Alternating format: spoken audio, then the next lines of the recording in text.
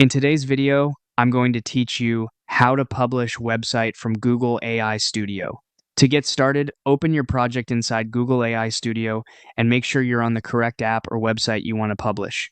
This is the version that will be pushed live, so it's a good idea to quickly confirm that everything looks the way you expect before moving forward. Once your project is open, look to the top right corner of the interface and click the Publish or Deploy button. This is the option that begins the process of taking your project from the editor and making it available on the web. If a prompt appears, go ahead and click Get Started. Depending on your setup or whether this is your first time publishing, Google AI Studio may show a short onboarding screen here. Just follow that prompt to continue into the publishing settings. Next, you'll set a custom URL for your website. In this field, enter a globally unique subdomain name for your app.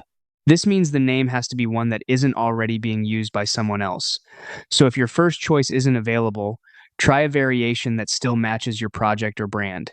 Choose something simple, easy to remember, and relevant to your site, since this will be the web address people use to access it. After that, click Publish App. Google AI Studio will then publish your website and make it live online. At this point, your app is accessible through the custom URL you selected. One important benefit of publishing this way is that your Gemini API keys stay securely hidden on the server, rather than being exposed directly in the public version of your website. That helps protect your setup while still allowing your app to function normally. And that's it. Your website is now published from Google AI Studio and ready to share.